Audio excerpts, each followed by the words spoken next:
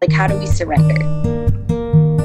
That's been hard for me because we live in an instant gratification culture, right? If you want something, you can just go buy it. But you hit on it earlier.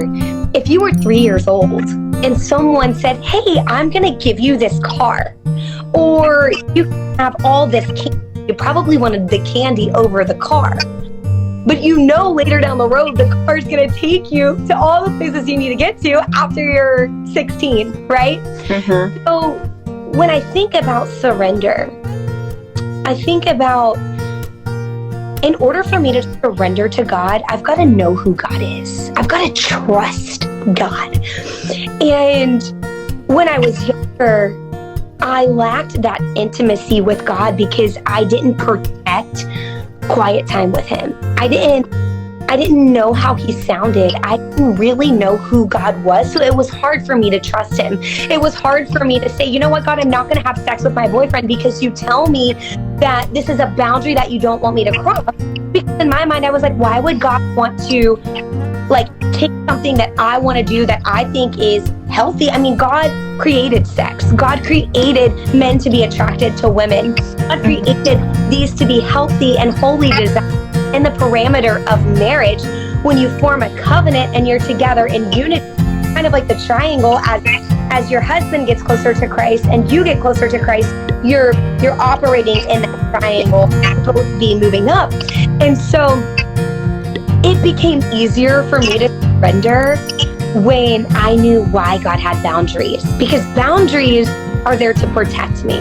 They're not there to say, hey, Nicole, I know you want to do this, but I just want to keep all these good things away from you that you do. So for surrender, it became easier to me when I was like, I know God's character. God is not a man that he should lie.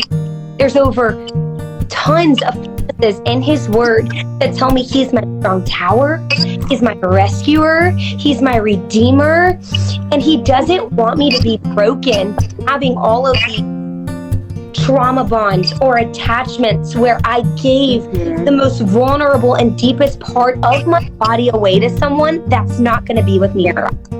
Yeah. Young people these days, we don't foresee the consequences that they think it's just a physical act. It's not. It is deeply spiritual and it is deeply bonding. That's the creation of it, is to bond you to your spouse, to create that bond.